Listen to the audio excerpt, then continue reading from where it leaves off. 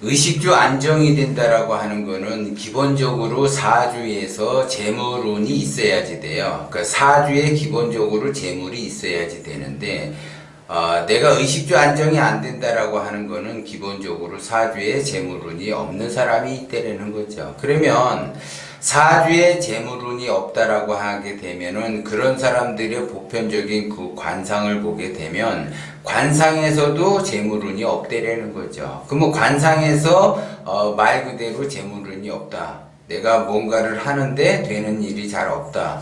굉장히 어렵고 힘들고 고통스러운 그러한 그 세월을 보낸다라고 하는 거는 재물운이 없기 때문에 그러한 현상들이 나타나는 거죠. 그래서 스트레스를 많이 받는다, 대인관계가 잘 안 된다, 내 사업이 뜻대로 안 되고 직장 생활이 잘 뜻대로 안 된다라고 하는 거는 기본적으로 재물운이 없기 때문에 그래요. 그러면 재물운이 없는 그 사람들 관상의 그 특징은 첫 번째로 눈이 큰 사람들은 재물운이 없더라는 거죠. 그러니까 말 그대로 관상에서 눈이 크다라고 하게 되면은 말 그대로 험난한 그 인생살이를 살 수밖에 없어요. 그런데 눈이 큰 데다가 쌍꺼풀까지 있다 그러면은 험난한 그 삶을 살수록 인생을 살수록 더 어려운 그 형국으로 흘러간다라는 거죠. 그래서 말 그대로 내가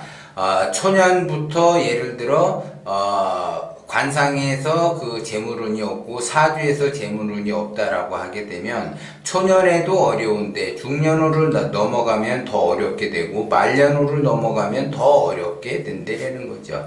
그런데 대부분 사람들은 이제 쌍꺼풀 수술을 하려고들 많이 하는데 그리고 쌍꺼풀 수술하면서 또 눈을 크게 앞팀 뒤팀 다 해서 크게 성형을 하려고 그러는데 그렇게 되면 말 그대로 시간이 흐를수록 고난의 길을 갈 수밖에 없어요. 그런 사람들은 재물운이 없다 이렇게 보고 분주하게 바쁘게는 움직이는데 결과는 좋게 만들어내기가 어렵다 이렇게 보는 거죠. 그 다음에 두 번째로 재물운이 없는 사람은 코가 작아요.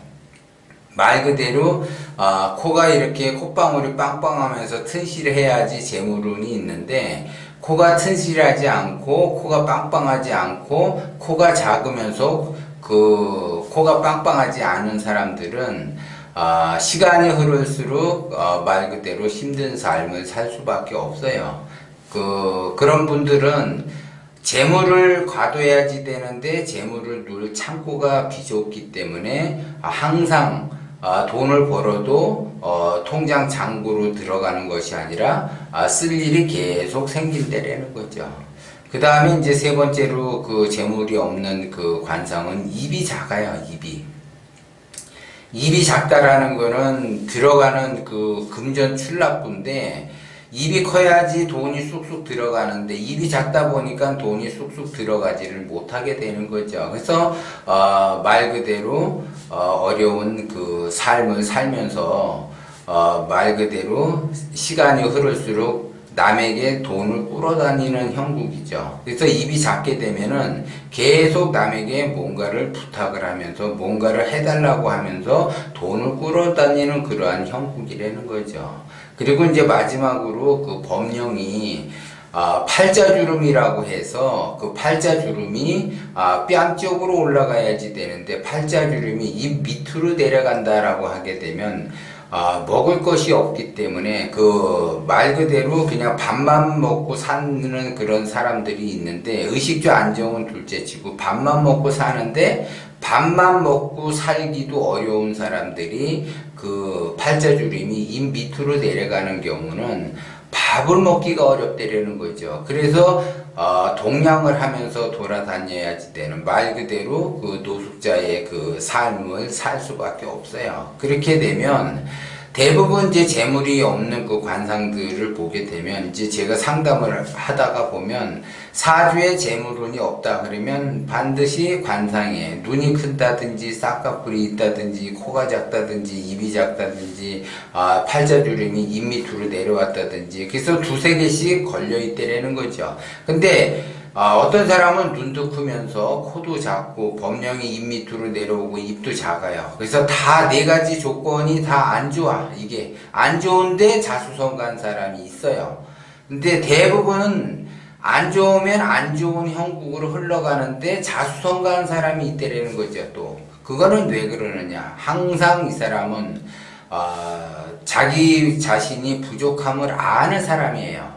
자기가 잘난 것이 하나도 없다라는 걸 아는 사람이기 때문에 항상 배우려고 하고 항상 웃으면서 사람을 대해요. 항상 웃으면서 사람을 대한다라는 거는 말 그대로 내가 재물운이 없다라고 하게 되면 인복이라도 있어야지 되기 때문에 그 인복을 만들어낸 거예요. 결국 그 사람은. 그래서 항상 웃으면서 말 그대로 사람을 대한다라는 거죠. 그래서 제3자 다른 사람들과 대인관계가 좋아지려면 두 가지 방법밖에 없어요.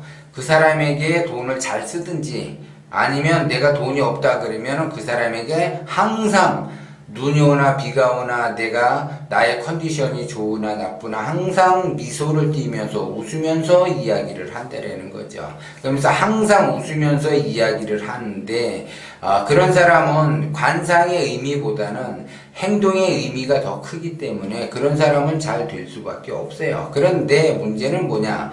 눈도 크고 쌍꺼풀도 있고 코도 작고 입도 작고 법령은 입 밑으로 내려왔는데 미소까지 안 지어. 그러면 보나마나 그런 사람은 말 그대로 노숙자의 삶을 살 수밖에 없는 거죠. 그런데 내가 관상이 이렇게 생겼다 하더라도 항상 타인에게 미소를 띄우면서 물론 내가 그 사람에게 마음에 들지 않고 스트레스 받고 별로 그렇게 그 사람에게 좋은 감정은 아니지만 그래도 내가 여태까지 굉장히 그 노력을 하면서 미소를 지으면서 생활을 했다라는 거는 그것이 습관화가 돼서 나의 그 기분 이런 거는 상관없이 항상 친절과 미소로서 그걸 무기 삼아 사람들을 대한다라는 거죠. 그래서 결국 그 사람은 인복이 좋아져서 그 인복에 의해서 운이 좋아지는 형국으로 간다라는 거죠. 그렇기 때문에 여러분들이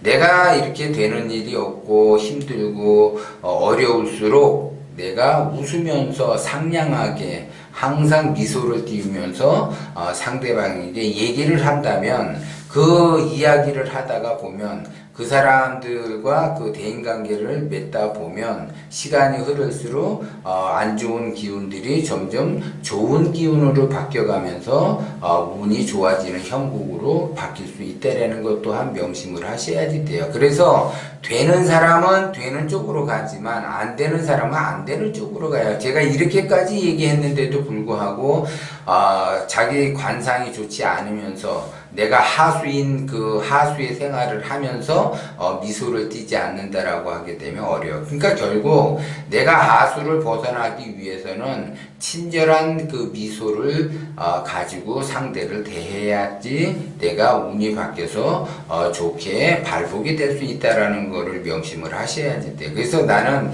태어나기를 흙수저로 태어났고 관상도 안 좋고 사주도 안 좋다라고 하면 그런 사람일수록 항상 친절한 미소가 습관이 돼서 그 친절한 미소로 사람을 대한다고 한다면 그런 사람은 운의 영역을 받지를 않기 때문에 발복이 돼서 자기가 원하는 것을 얻으면서 의식주가 안정이 되면서 바로 자수성가를 할 수 있는 부자가 될 수 있는 그 지름길이라는 것을 여러분들이 명심을 하셔야지 돼요.